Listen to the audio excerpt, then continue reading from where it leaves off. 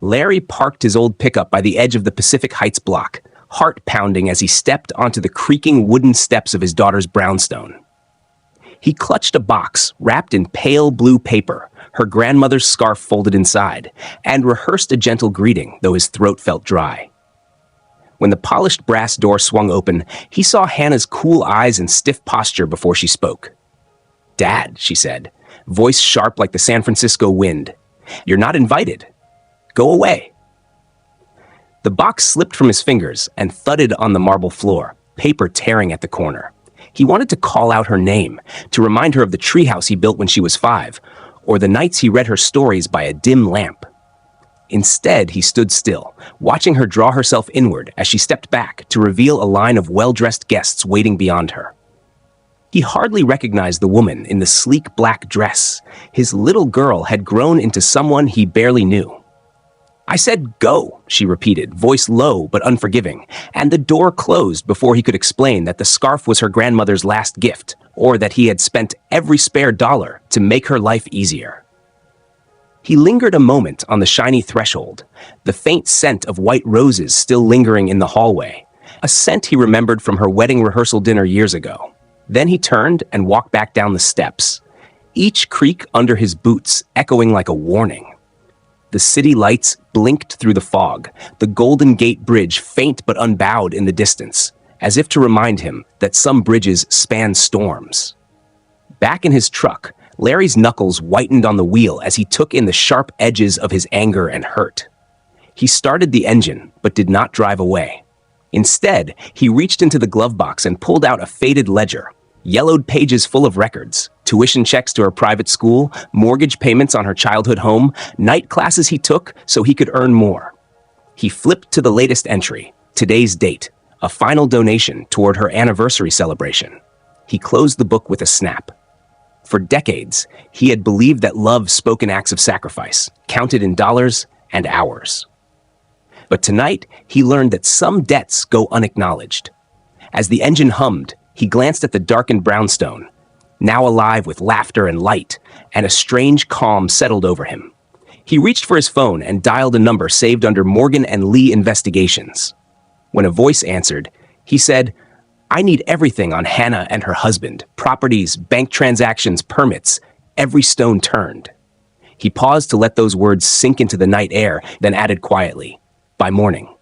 He hung up and sat back, watching the bridge lights shimmer like promises of change. In that moment, Larry understood that revenge was not a storm but a quiet tide, rising unseen, and soon it would wash away more than just the hurt of rejection. That night, Larry sat at his kitchen table in his small Sunset District apartment, the soft hum of the refrigerator his only company. He unwrapped the scarf, the pale blue silk embroidered with tiny daisies, running his fingers over the delicate threads as memories flooded back. How this same scarf had warmed Hannah's shoulders on her first stage recital at age 10. How he'd watched her skip in the fall breeze, the scarf's color matching her laughter. He smiled at that long-ago image, then turned his attention to the battered leather ledger beside him. Its pages held a lifetime of quiet sacrifices. Check number 1046 to Riverside Elementary, $1,200. Check number 2459 to Pacific Heights Academy, $300 to $400. 5 consecutive Christmases when he'd sold his old tools to afford holiday gifts. He counted the entries for the anniversary celebration. Number 3721, a deposit of $7,500 for flowers. Number 3722, $12,000 for the Brownstones Party Hall rental. Number 3723, $400 and $800 for catering. He closed his eyes, recalling the shock in Hannah's face when she said, "You're not invited."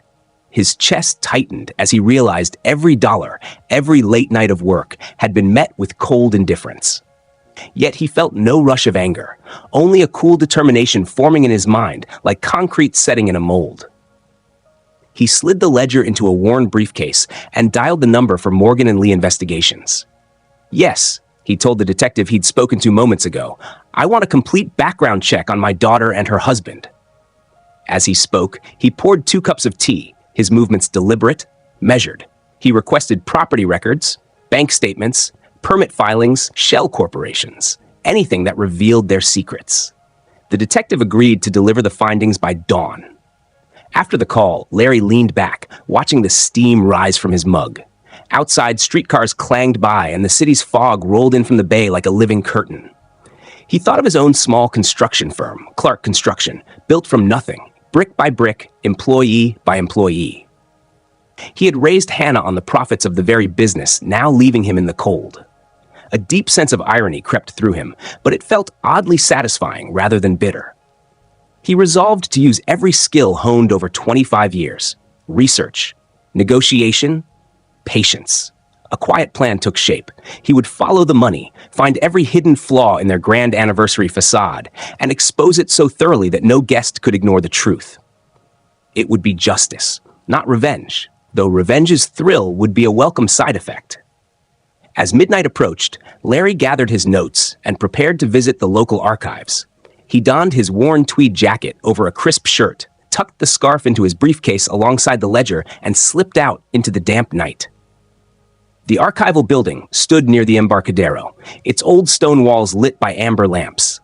Inside, rows of dusty files waited under fluorescent lights that hummed tirelessly. He selected ledgers bearing the brownstone's address, photocopied pages marking commercial permit applications, then moved on to tax records showing a reverse mortgage taken out last year, details he'd never been told. He copied those too, along with public notices of code violations from neighbors who complained about unlicensed events.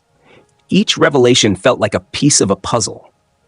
A wire transferred here, a permit left unfiled there, fees paid under a different name.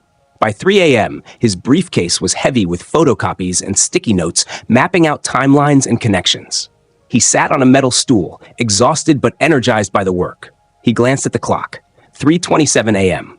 A silent promise. Within 48 hours, he would have the proof he needed.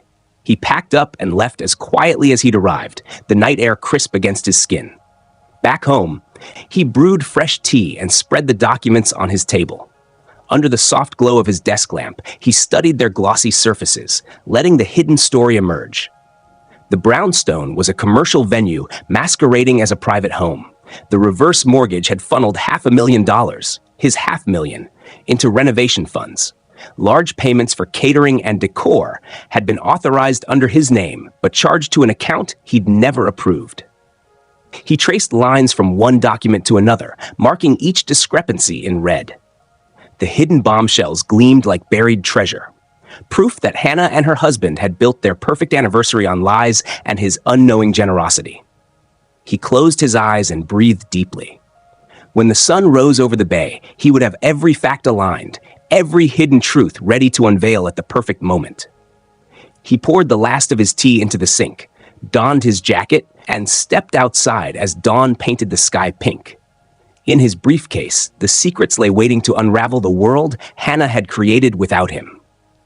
He walked toward the tram tracks, each step echoing the promise that the day's celebrations would not remain unblemished, and that justice, served in quiet discovery, would speak louder than any music or laughter could drown out. Before dawn broke over the bay, Larry stood in line at City Hall, folder in hand, and waited for the clerk to unlock the doors. He felt the coobs off San Francisco Bay rustle his scarf as he stepped into the empty marble lobby. At the counter, he explained in calm, measured tones that he represented a citizen concerned about code compliance at 123 Golden Gate Avenue, his daughter's brownstone, and handed over a stack of photocopied permit applications, tax records, and reverse mortgage documents. The clerk frowned at the thick dossier, but accepted it with a promise to forward the files to the Code Enforcement Division. Larry left a business card and quietly walked out, the folder now returned with an official stamp marking "Received 7:20 a.m." He breathed deeply, the first official step taken. By mid-morning, he arrived at Pacific Mail Printing, a shop 2 blocks from his apartment. He picked up professionally printed letters, each on crisp letterhead, addressed to the wedding vendors: Elegant Affairs Catering, Bellingham Blooms, Shining Crystal Rentals, and more. Each letter noted that, due to recent code inquiries and potential permit violations at 123 Golden Gate Avenue, they should immediately suspend all services until further notice to avoid penalties. He slipped each letter into sealed envelopes and arranged for same-day courier delivery. ensuring every vendor would receive the warnings before the anniversary party began. While the couriers collected the envelopes, Larry drove to the neighborhood community center, where representatives from the Historic Preservation Society were reviewing event listings. He handed the president a copy of the reverse mortgage filing showing unapproved commercial use of a heritage property, asking politely that they review the case for potential landmark violations. The society president promised swift attention. Lunch came and went as Larry returned home to review his carefully organized timeline of transactions, the exact dates when funds had been transferred, when permit fees were never paid, and when code complaints had been lodged by unhappy neighbors. He underlined each date in red. By 2 p.m., the sun was high and the brownstone's ornate windows glittered. He parked across the street in his old pickup and watched the front door as a uniformed courier delivered one packet after another to the vendor's headquarters. He checked his watch. 2:15 p.m. He dialed the number for code enforcement. "This is James Clark," he said quietly. "I submitted documents this morning regarding potential violations at 123 Golden Gate Avenue. Have my documents been reviewed?" The inspector on the line sounded surprised. "Yes, Mr. Clark. We received your package. We're dispatching officers now to verify the situation." Larry thanked him and hung up, then leaned forward to watch a white utility van with City of San Francisco Code Enforcement in bold letters pull up the block. Two officers climbed out with clipboards and walked up to the brownstone's front stairs. Upstairs, inside the festively decorated rooms, chandelier light danced on crystal glasses, and caterers were setting out platters of hors d'oeuvres. A quartet's violin strings warmed the air. Outside, the officers reached the door. A bridesmaid in a blush dress answered and led them inside with confused politeness. Larry watched through the tinted window as one officer held up a permit application form and pointed at the photocopied section showing the property's classification as residential only. Voices rose. The violin ceased abruptly. In the street, guests whispered among themselves as they noticed the uniformed men. Larry's heart thrummed, but his face remained calm. At 2:45 p.m., a flustered wedding planner emerged and handed the officers a stack of glossy brochures. He shook his head as the officers flipped through paperwork. One officer removed a citation pad and began writing. Murmurs in the crowd turned to startled gasps. Inside his truck, Larry allowed a small, satisfied smile. He decided to let them encounter one more surprise. He walked across the street to the front door, carrying a plain envelope addressed to Hannah's husband, Michael. He slipped it under the door, then stepped back into the shadow of a tree.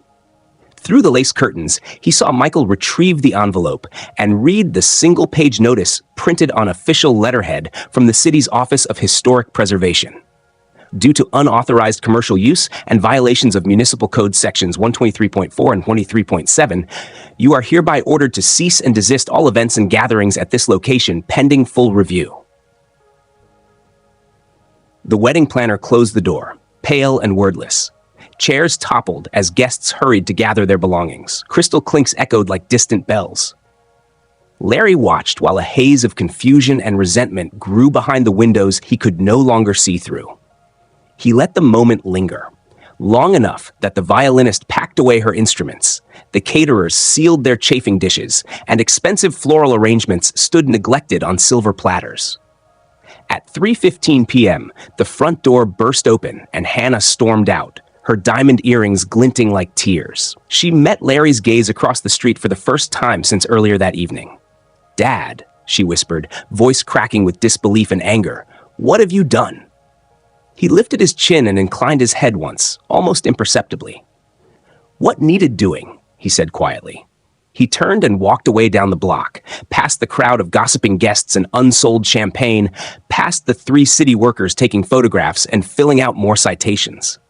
Behind him, the gold leaf lettering on the brownstone's gate caught the sun for one final ironic shimmer before the officers locked the gate and affixed the red "property sealed" notice. As he reached his truck, his phone buzzed with a message from the Preservation Society president. Meeting scheduled Monday at 10 a.m. to review landmark status. Good work. He pocketed the phone and looked up at the fading light over the bay. The tide was pulling secrets out of the shadows, and tonight, justice had flooded in. Late that night, long after the city lights had dimmed and the streetcars had fallen silent, Larry returned to his apartment with the weight of day pressing on his shoulders like the fog rolling in from the bay. He carried two small cardboard boxes, each labeled in neat, precise handwriting: Hannah and Michael, memories, and Hannah and Michael, expenses. Inside the first box lay items he had collected over decades. His careful hoard of tokens meant to remind his daughter of their bond: the chipped ceramic mug she painted in third grade, the brass key to the treehouse he built in the backyard, a crumpled program from her high school graduation, and a faded photo of the two of them at the Golden Gate Promenade, framed in weathered wood. In the second box were meticulously printed spreadsheets and receipts, a timeline of every payment he had made on her behalf, from the first mortgage installment on the family home to the final balance on her wedding dress. Itemized totals for her private schooling, college tuition, summer camps in Tahoe, the reverse mortgage he'd unwittingly financed, and the countless thank you gifts he'd sent that never received a genuine message of gratitude. He placed both boxes on his kitchen table under the green-shaded lamp and sat in his favorite chair, heart hammering with equal measures of sorrow and resolve. All day, he had felt a strange calm, as though removing rotten fruit from a basket before it could poison the rest. But now, facing the evidence of betrayal and sacrifice laid bare in front of him, each memory cut through him like shards of glass. He poured a cup of strong black tea, its steam twisting upward like a promise of clarity, and began to write two letters, one addressed to Hannah, the other to Michael. His words flowed steadily as he recounted, in simple, unadorned language, the story of their lives together, the sacrifices he'd made, the love he'd poured into every action, and the profound pain of their cold dismissal at the threshold of her anniversary celebration.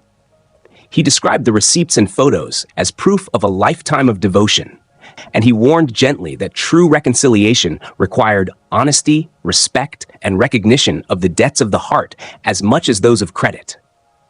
He wrote that he had set in motion the city's code enforcement and preservation inquiries, not out of malice, but from a need to protect the legacy of the brownstone, and to teach them that privilege built on ignorance is as fragile as fine china.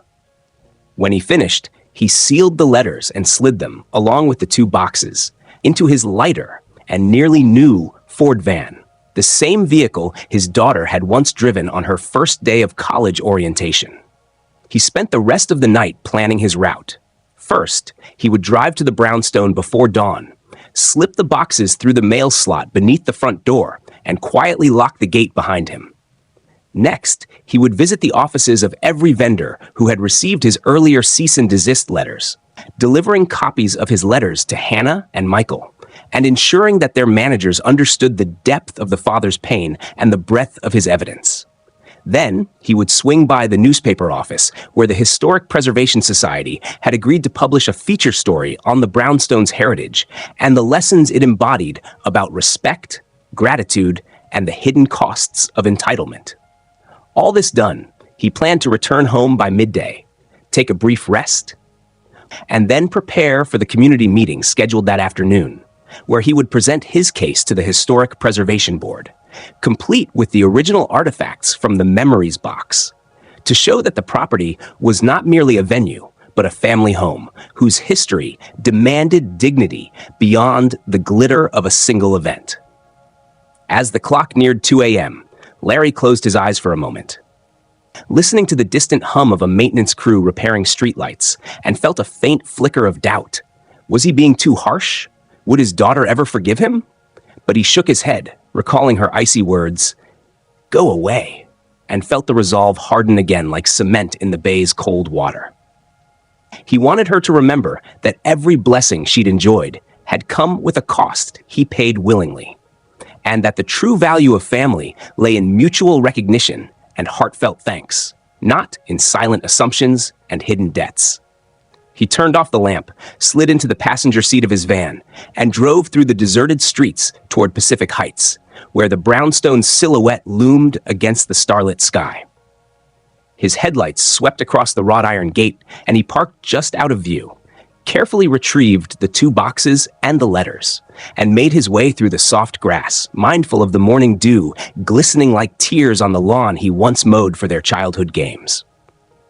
At precisely 4:07 a.m., he slipped the boxes under the door, taped the letters to the entrance with clear packing tape, and paused to look up at the ornate balcony where she and Michael had danced the night before. He whispered a quiet blessing for his daughter's happiness, one that now included a lesson in respect, and then he walked away, his own footprints the only mark left behind. The city below began to stir as he crossed the street back to his van, a newspaper vendor rolling out racks, a jogger stretching by the bay, the first tram clanging along its tracks. Larry drove home feeling lighter, as though he had finally balanced the scales of love and regret.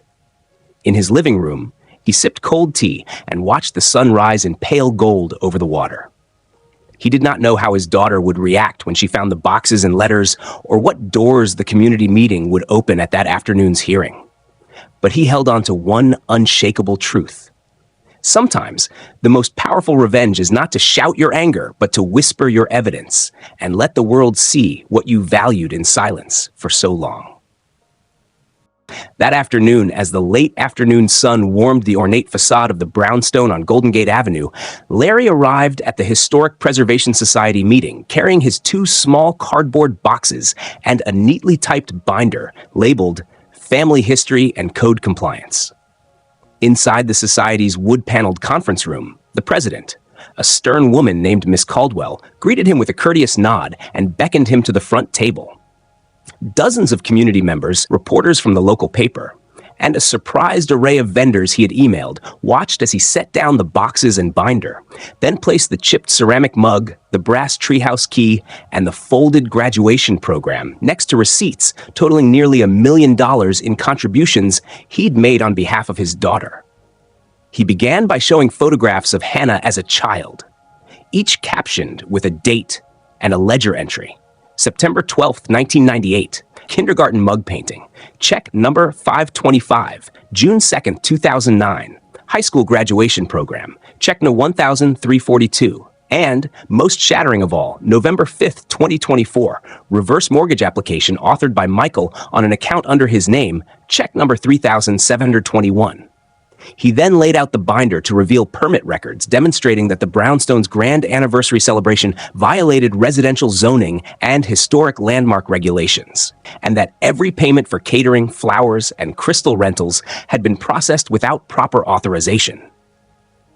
As he spoke in calm, simple language, explaining how a father's love had been taken for granted and how a daughter's entitlement had nearly shattered both a home and a community heritage, an uneasy hush fell over the room. Vendors who had once accepted polite apologies now sat rigid, clutching their contracts. Community leaders exchanged glances as they realized the depth of the oversight and complicity in allowing the event to proceed. And news cameras began rolling, capturing the quiet drama of a family dispute transforming into a public reckoning. Then, in a final bombshell, Larry opened the boxes marked memories and expenses to reveal the high school prom photo taken at the pier just as the city skyline converged with the sunset. A prom photo that, unknown to Hannah, bore the embossed stamp of a long-expired museum membership she'd never renewed, evidence that he had continued paying her dues long after she had stopped attending events or even acknowledging the gift. The revelation was an indelible symbol. He had covered every expense of her life while she had moved on without a second thought. He looked directly at Hannah, who sat in the front row, her black anniversary gown replaced by a simple black blouse, her eyes wide with stunned recognition. "I did all of this for you," he said softly, voice steady but tinged with sorrow. "Each dollar, each check, each note in my ledger was a promise I made to your mother and to you, a promise you erased with a single word: go away." The reporters leaned forward, pens poised. Miss Caldwell, whose own grandmother had once fought to preserve the neighborhood's historic homes, stood and announced that, based on the evidence, the Society would recommend permanent landmark designation for the brownstone, ensuring that any future events would require oversight, proper permits, and community input, and that the city would pursue restitution for code violations. Hannah's husband, Michael, opened his mouth and closed it again, suddenly aware that his own reputation, as a man who had billed $500,000 to a man he scarcely acknowledged, lay in ruins before an audience of his peers. Larry gathered the boxes and binder, placed them back in his van, and stepped out into the crisp air, the meeting dissolving into murmurs and inquiries as the door closed behind him. He paused to watch Hannah emerge, tears streaking her cheeks, her shoulders trembling under the weight of loss and regret. She looked around at the society members and vendors who once celebrated her, now whispering about entitlement and respect, and she realized that she had not only forfeited her father's love, but also imperiled a historic home that her grandparents had loved. "Dad," she said, voice barely a whisper yet carrying across the courtyard. "I'm so sorry." He turned, keeping his distance, and nodded once. "I hope this teaches you gratitude, Hannah," he replied, each word chosen with quiet gravity. "Not just for what I gave you, but for what you might one day give to others in return." Then he walked away, each step echoing on the cobblestones like a promise that justice, served not in loud anger, but in measured truth, had finally prevailed, leaving behind a daughter who would carry the hidden cost of entitlement and the profound lesson that love demands recognition, respect, and the courage to honor debts of the heart as faithfully as those on a ledger.